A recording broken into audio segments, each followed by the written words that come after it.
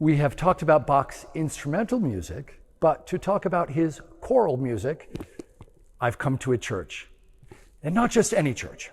This is Trinity Lutheran Church in Worcester, and that's very important because a major part of Bach's personality, his upbringing, and his career was his relationship to the Lutheran Church.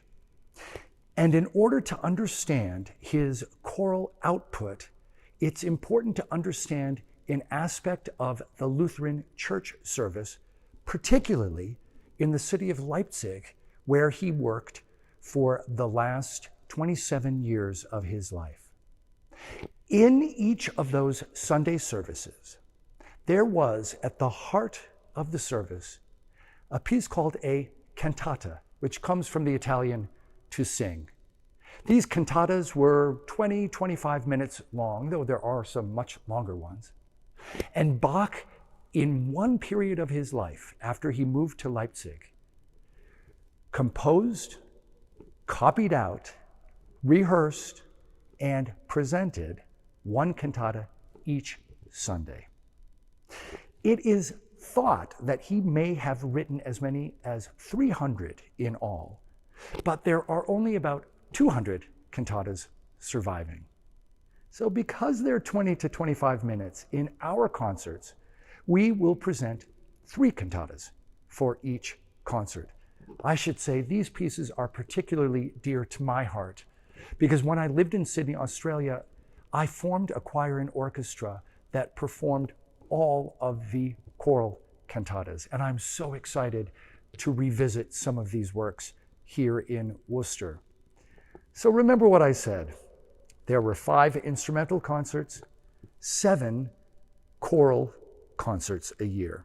We could dispense with one of those 7 by saying that that concert each year will be one of Bach's major works, the St. Matthew Passion, the St. John Passion, the B minor Mass, the Christmas Oratorio, or in rotation, secular cantatas, not cantatas for the church, but similar pieces that he wrote for different occasions. For a boss's birthday, for example, because what better way to get in with your boss than to write an eternal piece that is dedicated to his birthday. But the other 6 concerts a year are those sacred cantatas. 2 of them are for solo performers. And here we're so lucky to have the musicians from Emmanuel Music in Boston because they can do one of those performances. They will just bring over some cantatas that they have sung in their own services that year.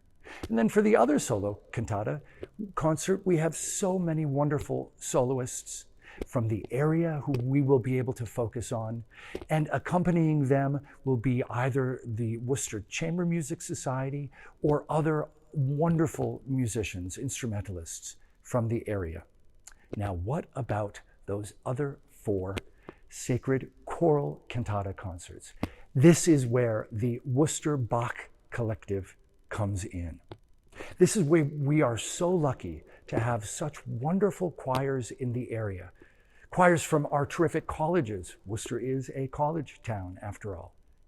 Choirs from our churches like Trinity Lutheran, where they are led by my colleague, Mark Mummert, who is in fact one of the country's great experts on Bach's musical theology. And he, for many years, taught about that at one of the country's most prominent Lutheran seminaries. So we're so lucky to have that connection.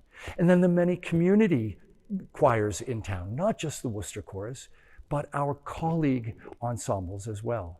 The Worcester Children's Choir, because Bach worked with children. He taught at the Thomas School in Leipzig for those 27 years, so we want to involve some younger singers as well. And finally, for those more complex cantatas, because some of them are very complex, we turn to Concora, my professional choir from Hartford. So each year you will have 4 different cantata concerts in a wide variety of venues, different churches, maybe Mechanics Hall as well, and also some opportunities for those of you who are choral singers in Worcester, but beyond, or even internationally, to join us occasionally to prepare some of those cantatas. And if you are watching this video from somewhere far beyond Worcester, in America, in North America, in Europe, in Asia, my friends in Australia, over the years, we want to hear from you. And if you are going on tour to the Northeast, include us. Come give one of those cantata concerts in a year so that we can truly expand this idea of the extended Bach family.